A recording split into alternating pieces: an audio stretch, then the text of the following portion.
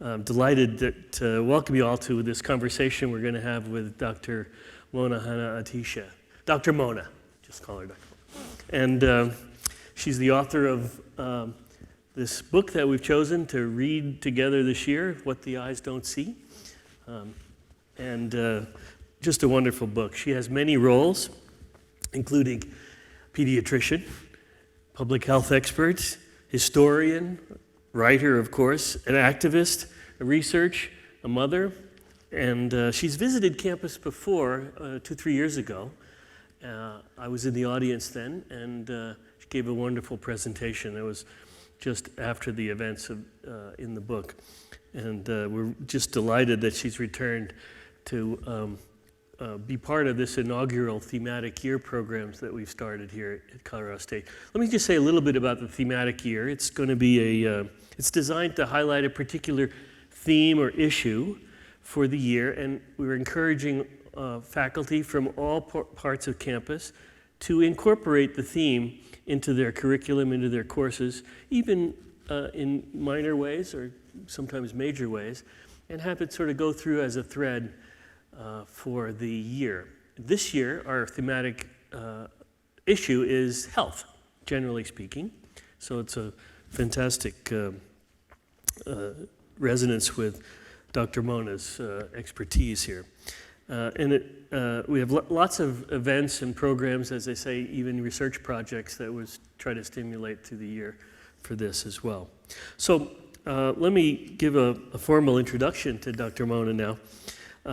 We'll have the opportunity to hear her firsthand account of her environmental work in environmental justice and in public health, and how she took on a much more public role, in fact, in those areas. Her book was published in 2018 and was recognized by many organizations. The New York Times called it stirring, revealing, gripping. It really is a great read. I've read it twice now. She's been awarded the Freedom of Expression Courage Award by PEN America and named one of Time Magazine's 100 most influential people in the world in 2016 for her work in showing that the children in Flint, Michigan were being exposed to lead levels in their water supply through various decisions made by the manager of the city. She's currently a Charles Stewart Mott Endowed Professor of Public Health at Michigan State, and she's a founder and director of their of the Michigan State University and Hurley Children's Hospital Pediatric Public Health Initiative as well. So her expertise lies not only in the research realm and in practice as a pediatrician and educator, but also really as a torchbearer for the disadvantaged, a voice for the local, national, and global communities. And it's a delight to welcome Dr. Mona to come join me on stage.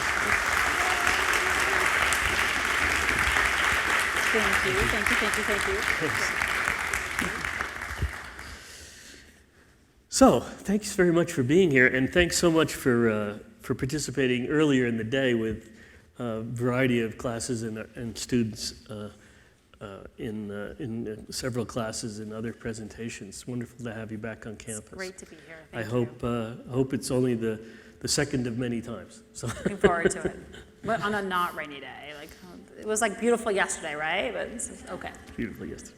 So maybe not everyone in the room is as familiar as some of us are with your work and with your intellectual and professional journey. Maybe just say a little bit about your life and your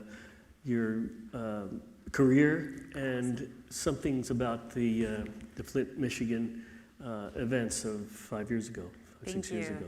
Thank you, President Miranda. And I'll spend just a couple hours on this response, like your whole life story. Read the book, just kidding. So I am a pediatrician. I have the everyday privilege of caring for kiddos, making sure that they're not only healthy today, but I think a big part of my job as a pediatrician is making sure that that the tomorrows of my kids are also healthy. So I think it's a lot like being an educator. Like, it's not so much about what the students will do today, but it's about what you'll do tomorrow and the potential of those kids. So that's kind of my professional life, is caring for children. And I take that really seriously. And I think that's how I was very much thrust into this public health crisis, because Flint, Michigan changed its water source because of lots of issues that I'm sure we'll talk about. And every day that went by, every sippy cup, every baby bottle, every glass of water was threatening the tomorrows of my patients.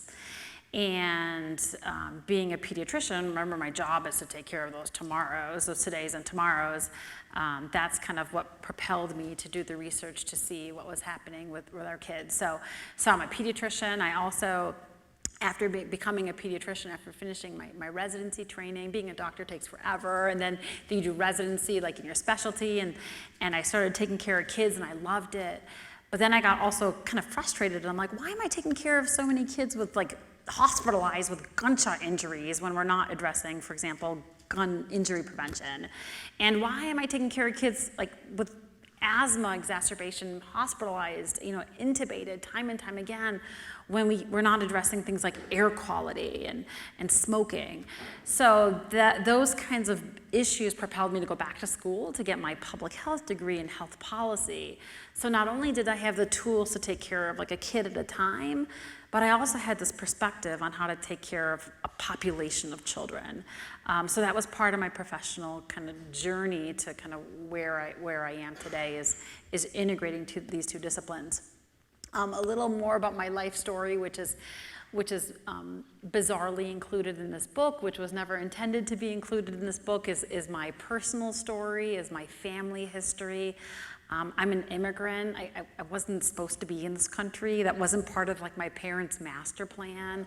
We are Iraqi American. I came here when I was 4, leaving somewhere bad, coming to somewhere better, which is really the story of most immigrants, trying to seek that American dream, that chance at opportunity and prosperity and democracy. So came here and grew up very much,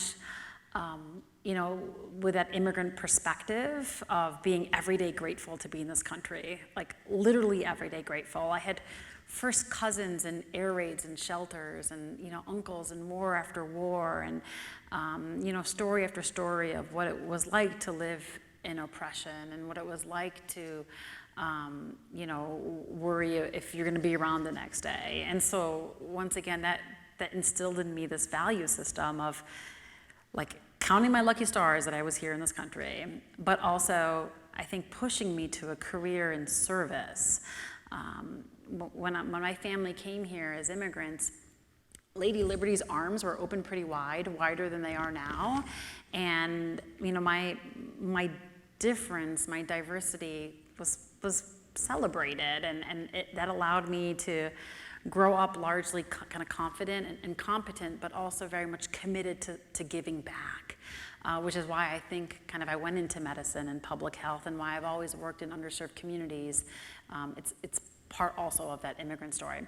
So that's a little bit of my life story. So where I came from, my family, my profession, and how I ended up in Flint, kind of at the right time, at the right place, when this really bad water crisis happened. Mm-hmm. Well, thanks for that. You talked about your interest in individuals, in kids. I mean, and as a pediatrician, when you go to the clinic, you see individuals and you interview them, you take their heartbeats and blood pressure and things. It's a very much individual activity, but you've gravitated now to your expertise in public health. And we often think of medicine in the United States. The top of mind things are that there's sort of two types of strands of medicine. There's surgery, where there's carpentry, and then there's medicine, there's pharmaceuticals, so you can deliver drugs, right? So there's drugs and there's carpentry. And we tend to the issues related to public health and are somehow recede from our attention when we think about health of our communities and what health and medicine is all about. However, public health is statistically far more important Yes, yes. in saving lives and years of longevity than either carpentry or pharmaceuticals. So Yes. So, can you speak a little bit about Yes. your attitude towards public health and your advocacy for public health as a sort of a sub-profession in the health professions generally? Oh, that's a great question, President Miranda. So I think a lot of us, when we think of health, we think of healthcare, of medicine, of the carpentry and the drugs, and we think that's what is there to keep us healthy. Yet I think public health has done such a terrible job branding its profession, because that's not what keeps us healthy. I mean, it's a piece of it, but there's the other things like clean air and clean water and having, safe places to play and healthy food and all these other things, which we kind of bundle as the social determinants of health, that play a far greater role in keeping us healthy. When my new doctors start on July 1st, that's when all the new residents start. Don't get sick in July or go to the hospital. But there's a lot of supervision in July, so it's okay. There's lots of eyes on patients. But that's when the brand new fresh doctors start, and their white coats are so clean, and they come in and they're just so excited to be a doctor. And I'm like, yay, congratulations! This work is so important. But guess what? Medical care only contributes to about 15 to 20% of health outcomes. That's it.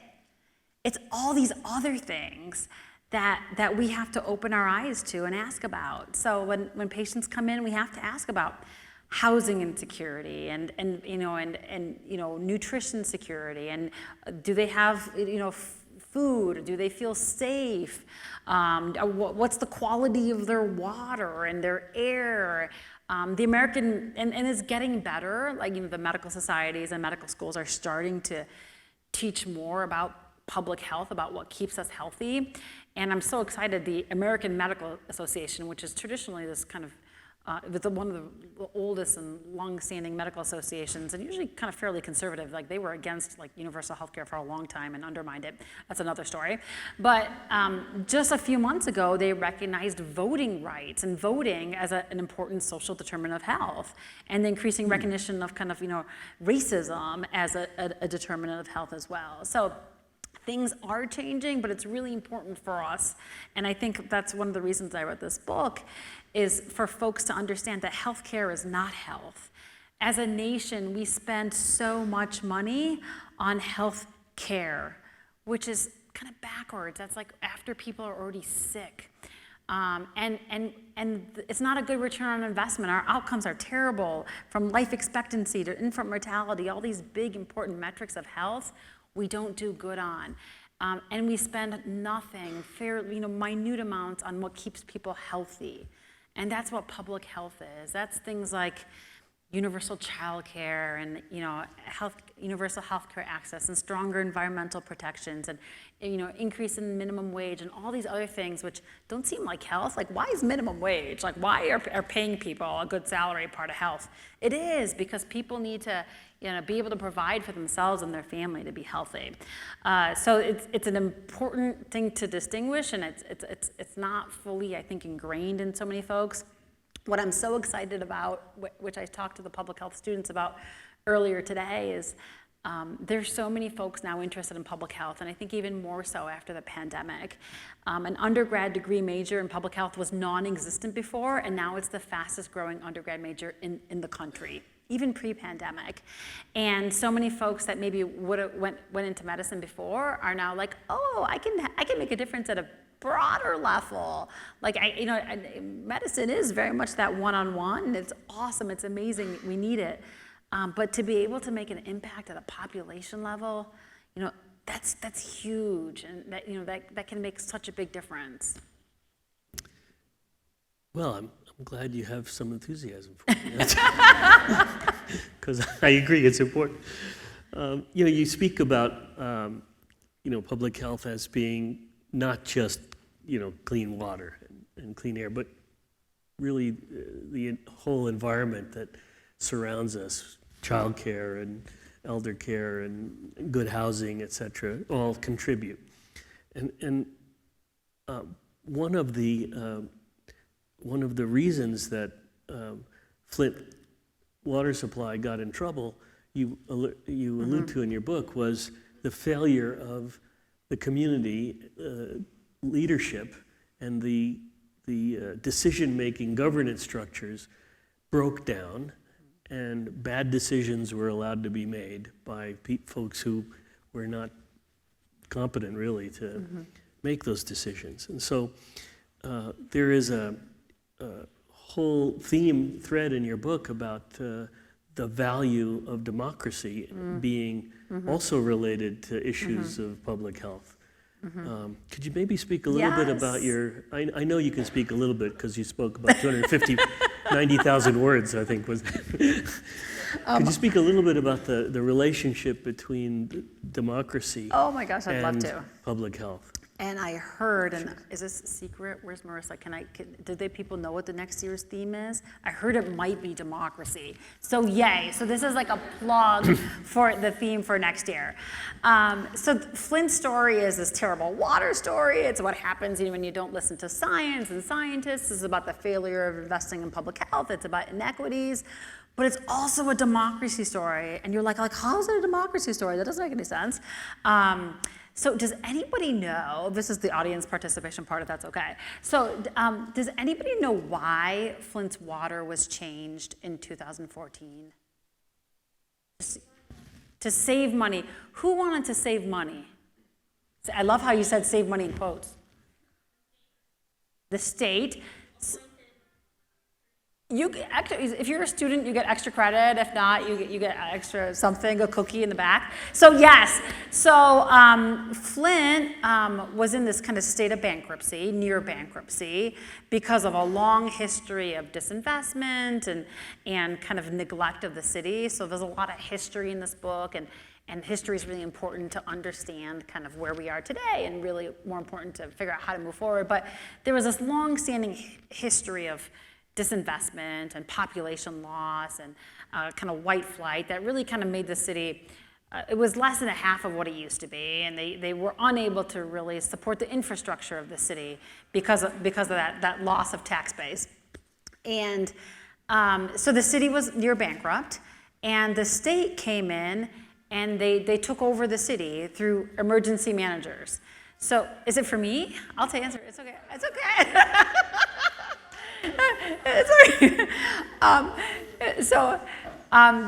The city lost democracy. So that's the bottom line. The city lost democracy and was under emergency management. And my phone just went off earlier too, so it's totally understandable. It happens all the time. If we rewind a little more, the emergency manager law was actually a statewide ballot referendum, and the people of Michigan voted. Hello, we're on purple. We're on purple. Okay. So the city lost. So the people of Michigan said, we don't want these unelected, unaccountable people running our cities. But Michigan happened to be one of the most gerrymandered states, and our legislature just pushed it through anyways, and the governor signed it, and we had this law that was against the will of the people. And all of a sudden, city after city got usurped. Their democracy got usurped. And at one point in Michigan, half of our African American population was under an emergency manager compared to 2% of our white population. So right away, we had national media involved in Michigan before our water ever changed, because it was a democracy story. This is not how America's supposed to run. You're supposed to have elected people and representation, and you can hold people accountable. But in many majority-minority committees, that was lost. And these emergency managers were reporting to the governor and making decisions that were governed by austerity. It was all about saving money. If I can recommend a movie, there was a great movie that came out called Slay the Dragon. You can stream it on something. But it's all about gerrymandering. And it starts with the Flint water crisis story. And it talks about how, that is an example of what happens when you take away democracy. So you need healthy democracies to have healthy people. And I included that part in the book, and it's such an important part of the story. And I mentioned it to some of the students earlier today, not to share like this crazy thing that happened in that one state over there, in that city, and their water, and it was taken over, but really to share with you that this is not an isolated story. All over, and increasingly so, we see threats to democracy in majority and minority communities that make it really hard for those people in those communities to have their voices heard and to have the protections that they need to be healthy. So once again, healthy democracies equal healthy people. And I'm so excited to be part of this movement now in health and healthcare called civic health, where medicine is having this role in encouraging people to be part of increasingly part of democracy. And, you know, I mentioned how the American Medical Association recognizes voting as a social determinant. Now it's recommended that at patient visits, we say, like, how's your blood pressure? We do your physical, we plot your growth, we give you your immunizations, ask if you're wearing your seatbelt, your helmet, and have you registered to vote. So, you know, it is now being embedded within that medical visit. The recent vote that happened in Kansas for the women's reproductive rights, the federally qualified health centers, which were very part of the civic health movement, pushed out a lot of completely nonpartisan messaging, just telling people, this is when the voter registration deadline is, this is when the polls are open, to also encourage people to vote. Because once again, healthy democracies with representation equal healthy people. Well, thank you so very go much. vote, Go November, vote. all of you, vote. Well,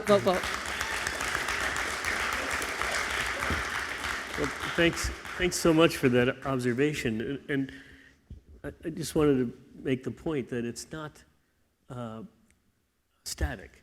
So your observations about the relationship between the lack of democracy in Flint and the water crisis in Flint, if you go back 30 years before that, democracy was healthy and the water system was much healthier. Yep. And so the point is, it is possible to lose democracy. Yes. Right? This doesn't just happen in places in the world that don't have it and never had it. It's possible for democracy to be lost, and we're seeing evidence of that, as you say, in other places. Yep. You know, you also alluded to the fact that there was a racial overlay to this emergency manager situation in Michigan, and now we're seeing it, maybe a similar thing happening in Jackson, Mississippi this year. Could you speak a little bit more detail about the whole environmental justice aspect of public health in the United States, and how the public health sector intersects with the majority-minority overlay in the country? Yeah, that's a great question. And there's been so many positive ripple effects of what happened in Flint. You know, the ability to influence national policy and, you know, protect kids elsewhere. And you know, the list goes on about the good things that have happened since Flint. And I think one of the really positive things that have happened is that we've put the phrase environmental injustice in the national lexicon. You know, it was around, it was a discipline, it's been around for about 30, 40 years, this concept, this well-recognized concept of environmental injustice that acknowledges that it's predominantly people of color in poor communities that disproportionately bear the burden of environmental contamination. Flint wasn't the first example, it's not the last example, it's not the worst example, and these examples continue to happen. And Jackson, Mississippi is another glaring case of environmental injustice, or what we call environmental racism. And you know, there's historic and current kind of, you know, racial issues that made that happen, from historic race, you know, real estate practices, that, you know, disinvestment, the response, the rapid, you know, the speed of the response, and this plays out, you know, time and time and again. But fortunately, you know, like I said, the positive ripples, people are recognizing now. They're talking about it. It's in mainstream media. The White House has an Office of Environmental Justice now. The EPA has bolstered their Department of Environmental Justice. People are starting to call it what it is and to work to address these kind of systemic inequities that create these significant disparities and who's impacted by what. Racism played a big part in what happened in Flint, and there was many investigations, including from like the Michigan Civil Rights Commission, that pointed to race as playing a role in this crisis. I'm going to read you a paragraph kind of that talks about that. One of the fathers of the environmental justice movement, he has a quote that I love that talks about why some communities continue to bear these burdens. And he says, some communities have the wrong complexion for protection. And once again, we see this time and again. And I go on to say, Flint falls right into the American narrative of cheapening Black life. White America may not have seen the common thread between Flint history and these tragedies, but Black America saw it immediately, that the blood of African American children was unnecessarily and callously laced with lead speaks in the same rhythm as Black Lives Matter, a movement also born from the blood of innocent African Americans. And I go on to list some of those folks, and this book was written before George Floyd, and I could have added his name as well. So there's a lot to digest, and I think it's really important to understand the intersectionality of these issues, which is what you were getting at. Like, you can't do public health, you can't do health, you can't do any kind of work without understanding how these all connect with each other. Issues of class and race and environment and women's rights and immigrant rights, labor rights. These are all intersectional, and I think as much as we can have a good pulse on all of these disciplines, where's my buddy, my liberal arts dean? He was here. So as much as we can get a well-rounded kind of perspective and have a good kind of grasp of history, it'll better enable us to tackle these really complicated intersectional issues and better be able to understand them. Well, thank you for remarking on that. It's important. There are two ways of getting power. One is money, and another is numbers. And that's why we need you to vote. Vote. Are you going to give the 'cause we students a probably day have off? more- Do we you have guys more get a day numbers off than on money. election day? Or is it like you can vote absentee forever here? Like, good. Okay, so you don't need a day off of school. So you're off.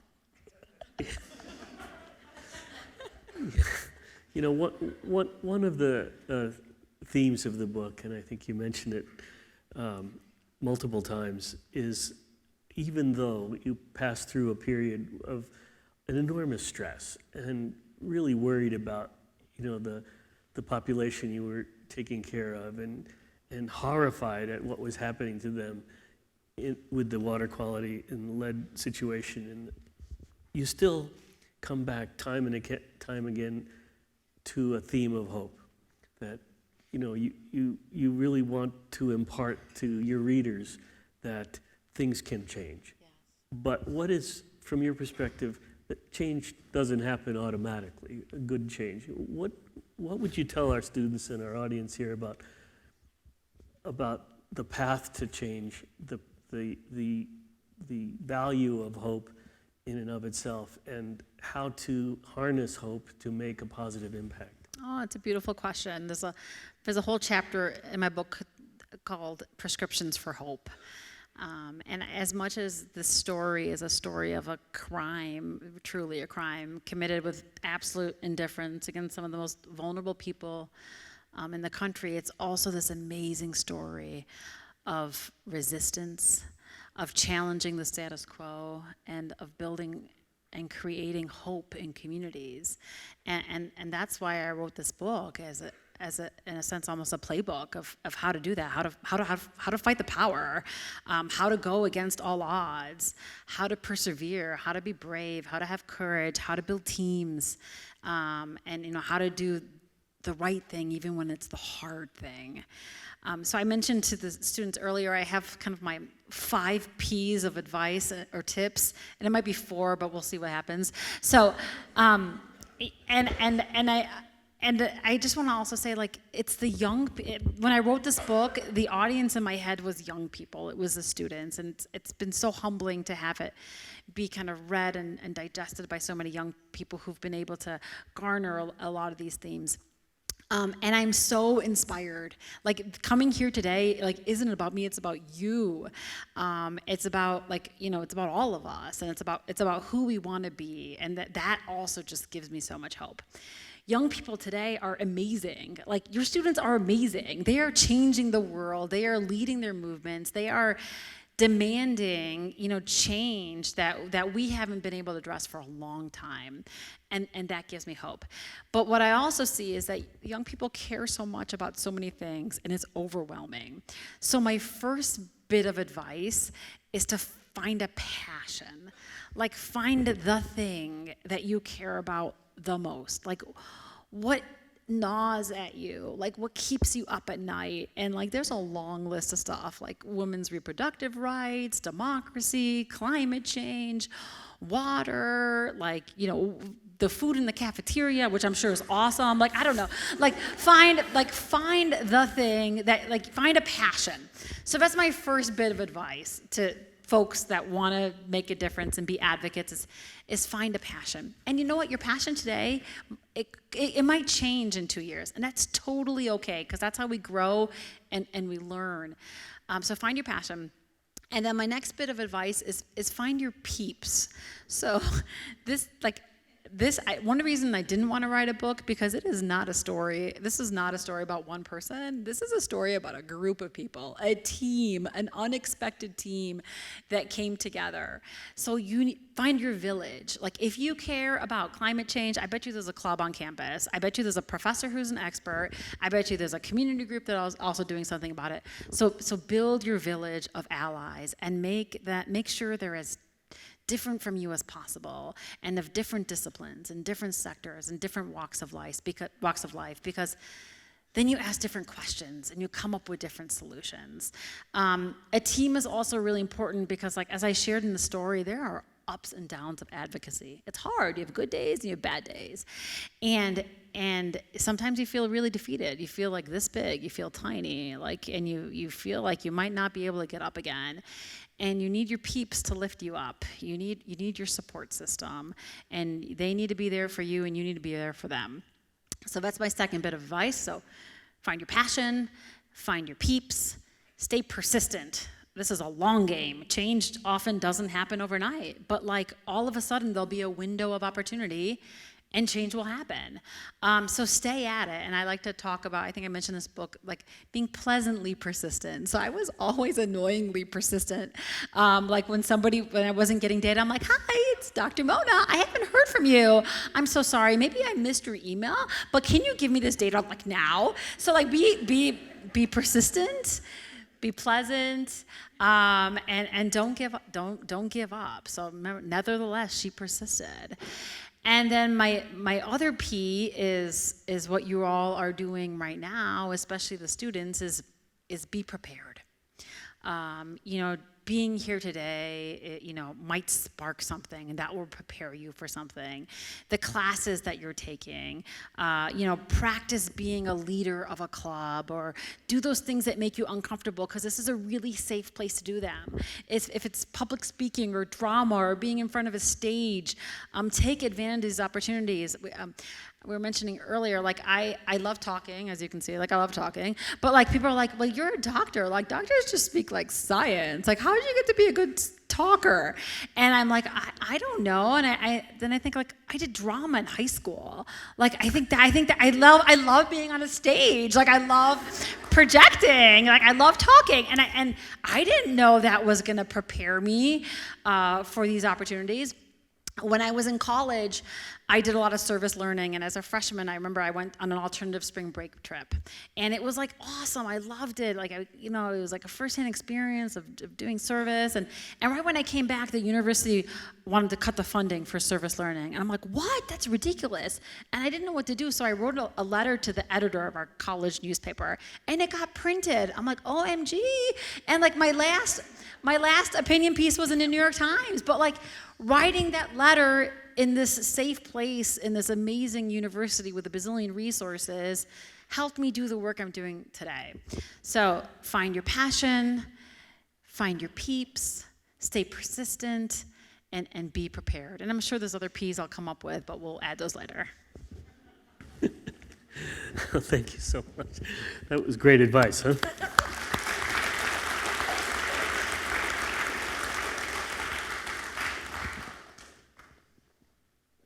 You know, I have the easiest job in the world here. I just sit here and I can say anything, and then Dr. Mona responds with something fantastic for all of us to Because of listen theater, to. it's because of drama. But I do want to hand the baton over to our audience and have some audience questions and let you all have a chance to do what I've been doing the last half hour. So, Awesome. Let's give him a round of applause. He's been an amazing discussion partner.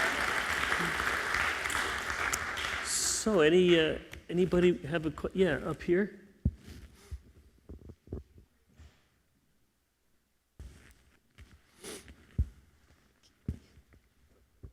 Hello, thanks for being here.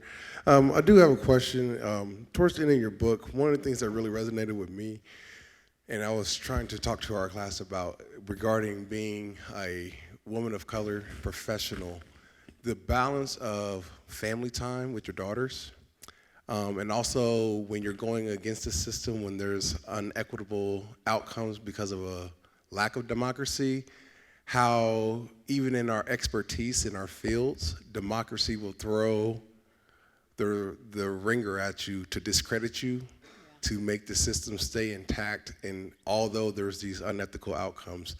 And so sometimes we often see as people of color, we still have to balance the safety of your family and being a mother and being present, making sure they're guided and protected from the evil things or bad things that are being said to you as a woman of color in your field, but also making change for the greater whole of community. I felt that was really an impactful story that was really online on the back end of that. And I really think that's important for our, not only members and communities of color, but women of color who are balancing so many other things in that. So I would just like to hear from you, how did you balance that? How did you keep the fight and making sure you're present as your mother for your kids, but also fighting what you've already proven yourself to be an expert in your field when democracy is trying to tell other people not to believe you the entire time? Oh, what's your name? Dr. Ricky Frierson. Dr. What is it? Ricky Frierson. Let's go Dr. Ricky. So that was an awesome question. And if you read the book, there's a lot of that personal in there, right? So it's about, which wasn't going to be in the book. Like I'm just going to tell you what happened, what I did in Flint. But it's about being a mom and about being a wife and being part of a family and trying to juggle a bazillion balls in the air, which all of us do every day, and having a lot of those fall on the ground. So that was included mainly to show you that I'm just a regular person. Like I'm just like all of you. And if I can do this, you can do this. But this concept of balance is I don't believe it. I mean, it doesn't exist. And I think the pandemic has taught us that as well.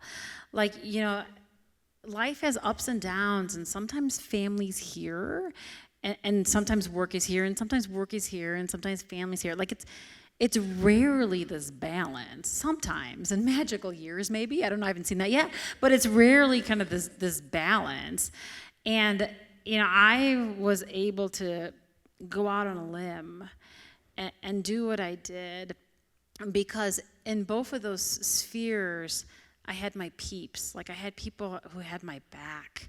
I was hardly home, and I neglected maybe a good year, 2 years of my kid's life, but I knew they were still well loved, and I knew they were being taken care of, and that it was important for them to see their mom doing this. And I mentioned it to the class earlier today, and I think this kind of really sums up how they responded. So I used to be everywhere. Like I was the assistant coach of the soccer team, Girl Scouts, pick up and drop off. Like I tried to be there like as much as I could for my kids. And one of my daughters, and this is when they were like 8, her little friends said, like, where's your mom? Like, we don't see your mom anymore. Like, she's like not around. Like, it's your dad. That's weird. Like, where'd your mom go? And my daughter, who had been giving me a hard time for never being home, like, understandably, said, Mom's taking care of our 6,000 siblings. And I still, like, there's like a tear coming my, like that, like, oh, like, yes, a parent win, like that's how I want them to understand my work and how I want them to understand how to care for people. The book is called What the Eyes Don't See, and it's about this blindness that we have to so many people and places and problems, this indifference that we have and how we don't treat others like our own children. But what if we did always treat others like our own children? We wouldn't be in these kinds of situations, and Jackson, Mississippi would have clean water, and nobody'd have COVID. Like, how do we, like, maybe stretch there, maybe. But so it was more important for me to take these risks, to instill in my children that this is how I would want them to do the exact same thing. They were scared for my safety, and my kids didn't understand, but my family and my husband understood that, and like that but whenever you put yourself out there, there's a risk of being undermined. And the part about being a woman of color, I talk about this in the book, and it was eye-opening and jaw-dropping for me. Like as a pediatrician, I'm surrounded by a lot of other women. Pediatrics is very female-dominant, and a lot of women of color. So, like in my everyday, like I see a lot of brown people, women in white coats. Like that's like a common of like, and also public health is also female-dominant. So that, and lots of different kinds of people. And all of a sudden, like the water crisis happened, and I was thrust into government, and I was working with the administration because I had to. I will work with anybody because my work is about kids. And I was in these meetings with like all these government officials, and I would walk into these meetings, and I was suddenly surrounded by white men in dark suits. And I would like literally it's all good, it's all good, it's all good. But like. I would like scratch my head, and I have no poker face, and like my jaw would drop, and I'd be like, do you think this might be part of the problem, that we don't have any diversity in government, in the folks making these decisions? Like not just like gender diversity, but anybody of color, like where is representation? Like that's so important. We have to make sure that people making decisions for a community look like that community, and people who are caring for the community look like the community. So that was, a huge kind of lesson learned, and I think so glaring of one of the reasons that we were even put into this place. So let this be an affirmation of all of your efforts to support efforts in diversity, equity, inclusion, because it's needed in every discipline and in every career.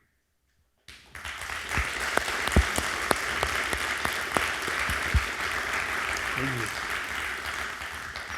Great question, Dr. Reiki. Another question over here as well.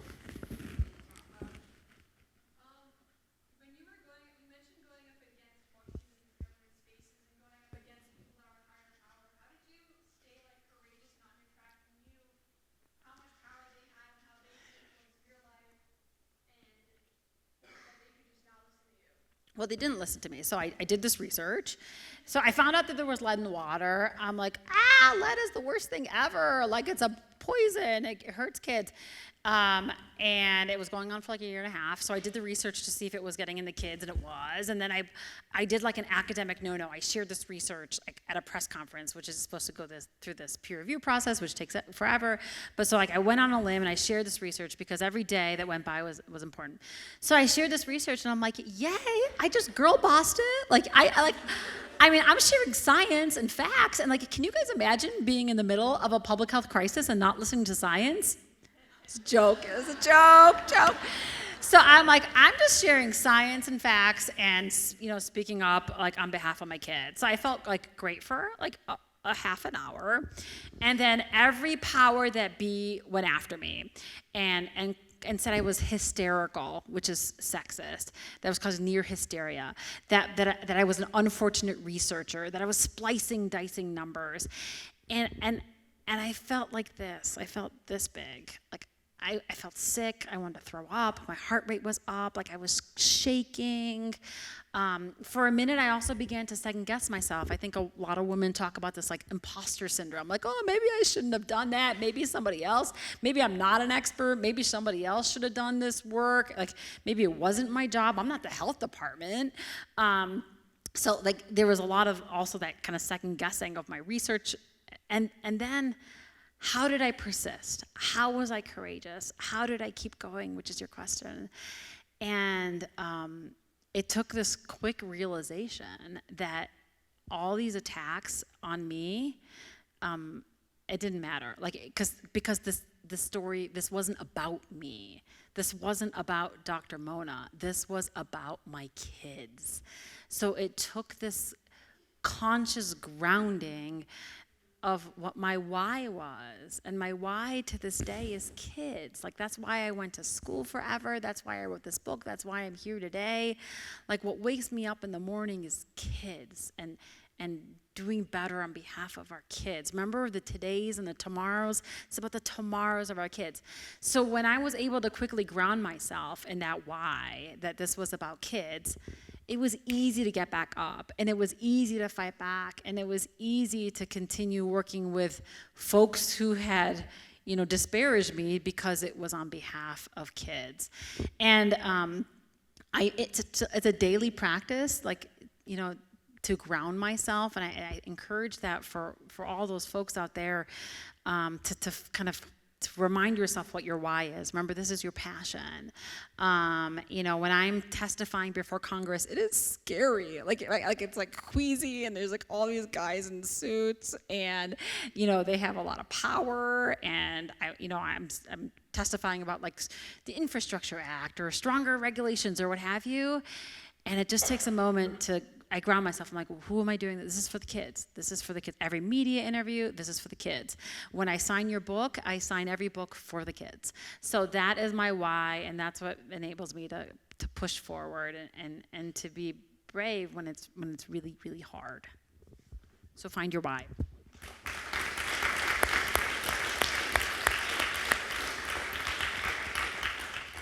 We had a question over here. Then maybe the hardest job is picking the questions. Like, it's tough. I know there's so many awesome hands. Hi, Dr. Mona. Hi. I loved your book. It was touching. I'd like to say that first of all. I have a question for you. Do you have any advice for students who might already be employed or post-employment that are discouraged from speaking up against their own employers for the issues that their company or their employers are presenting? Students or graduates that are fearing that they might not advance in their careers if they speak up? That's a great question. So one of the first things that our new governor did in Michigan when she was elected, learning the lessons of Flint, her first executive order was a whistleblower protection order, encouraging state employees to speak up without fear of intimidation and retaliation. A lot of the investigations kind of talked about the culture that was really hard in these bureaucracies for folks to follow their gut and to speak up when they saw an injustice, and that's not right. So, if you are in a situation where you see something bad, where you have that gut feeling that something is not right, I encourage you to speak up, but to have your people at your side, to have a peer, a mentor, a friend, somebody else who has your back. Once again, this is not work that I did alone. People had my back when I went to our hospital CEO, like, this is a problem. She's like, Mona, I have your back. That meant a lot. So to find folks that have your back. I talk about this in the book, and I had no idea during this process. My brother is a lawyer in Washington, D.C., and he does public interest law, and I thought he just did like labor law, like he protects workers and fights for their benefits and stuff. And I was like telling him about what was happening in Flint, and that I had done this research, and I was about to go public with this research. He's like, Mona, you're a whistleblower. I'm like, I'm not a whistleblower. He's like, yeah, you're totally a whistleblower. He's like, Mona, I'm a whistleblower lawyer. I'm like, you are? Like, I had no idea you were a whistleblower. He's like, and this is what, this is how you should protect yourself. So don't ever hesitate, getting the support of experts like whistleblower lawyers or labor lawyers or employment lawyers. These kinds of issues are also better handled when you have union representation, because unions have your back and will speak on behalf, but that's not always the case, and that's that's a big part of Flint's history, is being the birthplace of kind of the middle class and the UAW and kind of sharing kind of the value of labor and organized labor is when it comes to solidarity and protecting each other. So bottom line, do something, don't do it alone, and find folks that can have your back. You bet. And if it's so toxic, go somewhere else. There was a question here earlier, yeah?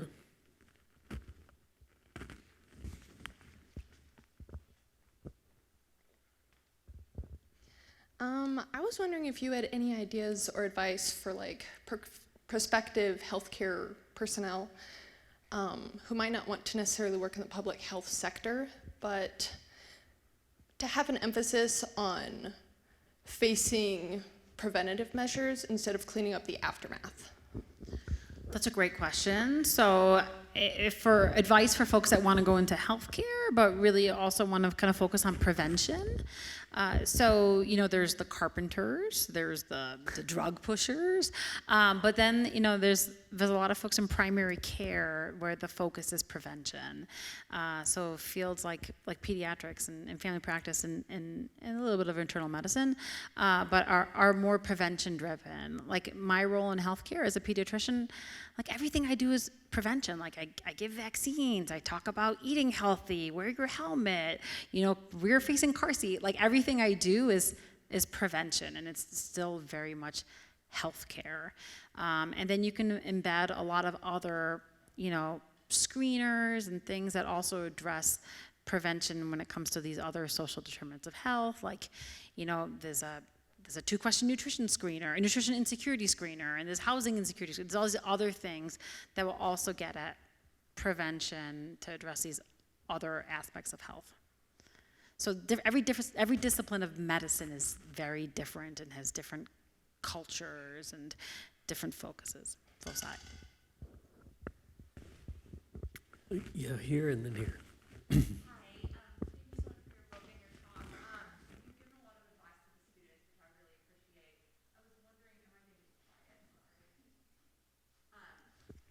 What advice would you give to those of us who are faculty and how we can support our students? I teach a mix of MD, MPH, and undergrad, so your career and story is really important to me. And what can we as faculty be doing to support the students? What support do you wish you had gotten that would have helped you do what you do now? Oh, that's a great question. So, thank you to the faculty. Like I said, I think your role as educators mirrors so much of what I do as a pediatrician, but also as a medical educator. I can't imagine ever not being in education. Like your impact is literally multiplicative. It's not so much about kind of what the students once again are doing now, but it's about their careers. It's exponential. It's exponent. Math was it's exponential. It's logarithmic. It's amazing. It's like geometry. It's amazing. So I mean, I think for me, like I am still in touch with so many of my faculty from undergrad and from my public health program, from medical school. They're part of my network. In my book, I talk about leaning on my faculty, like that I hadn't even talked to in 20 years and still using them as a resource and as a mentor. So I think our availability, our accessibility, our empathy for our students is so critical, and it is so life-changing. I think we've all heard those stories of people who chose to go into certain disciplines because of their faculty, because that one faculty made them fall in love with math or public health or whatever, or history. So we never know when that spark is going to happen for that student. So keep creating those sparks, and keep bringing as your energy and your enthusiasm and your love. Like I was telling the students earlier today, like I love my job. I love going to work. Like we were talking about wellness and burnout. Like if I wasn't working, I would burn out. Like I know people talk like wellness is the opposite of work. It's not. I love it. I love what I do. And I think I see that so much in so many faculty who are so passionate about their jobs, and they exude that passion, and it's contagious, and the students pick up on that. I think also like if I look back on kind of my academic kind of trajectory and what has kind of made such a difference, it's also the faculty that took risks. And this is kind of pre-college, but it was a high school teacher that got our environmental group involved in a real fight in the community. We worked with a community to shut down an incinerator in high school. And that teacher made a risk. Like that was really risky for a public high school teacher to take a group of high school students on marches and Greenpeace protests and all these different crazy things. But that was formative. The faculty that kind of were, that did experiential learning and hands-on stuff, and all of these things I think were so memorable, and I credit with kind of making me who I am. So thank you. I think we have time for one more question. Yeah? You have one? How did having like your own daughters kind of influence how you reacted to the whole Flint crisis? Great question. How did having your own daughters or your own children influence how you reacted? So I don't know exactly, but like it was definitely kind of like treating all kids like my kids, but also there was also like a sense of guilt. Like I don't live in the city of Flint, so like my kids didn't have to drink that water where like the patients I was caring for did. So there was a little bit of the kind of like that guilt that my kids were okay. But you don't have to be a mom or a parent or anything to care about others. Maybe it helps, maybe it doesn't, but I would hope that's, something that we all care about, just by being human, by being neighbors, and by being part of a community. We should all take advantage of the opportunities that we have, the power and the privilege that we have, to identify, injustices that are happening, and to care as if they were happening to our own children.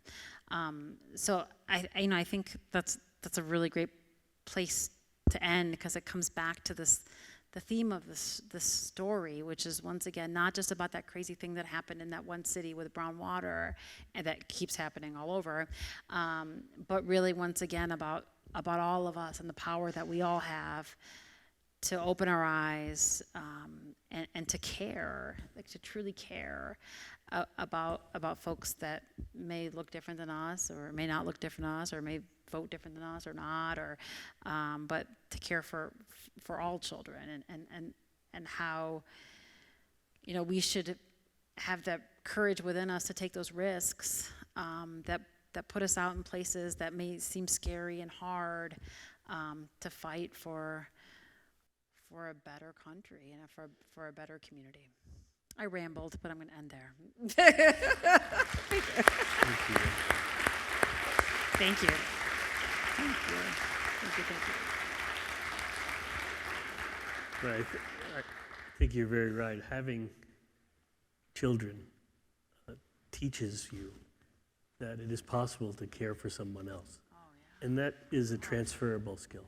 Oh, that's Beautiful. I wish I would have said that. That's beautiful. Thank you. Well, we're about out of time. I want to thank you again for coming today, for the whole day you spent here, and for, of course, this event here. We're going to finish in just a moment, and Dr. Mona is going to take a quick break and then be back here to sign any books that you brought of hers. Or if you brought another book that she didn't write, she could sign that too. I want to encourage you to continue thinking about these issues and participate in the broader activity of the thematic year in health. I think one of our next events is in about 3 weeks. A screening on October 17th, a Sundance Award-winning film, I Didn't See You There, presented by the Symposium for Inclusive Excellence and ACT year-round. So hope to see you there, and thank you again, Dr. Mona. Thank you. Thank you, President Miranda. Thank you. Thank you. That was awesome. Thanks so much. Thank you.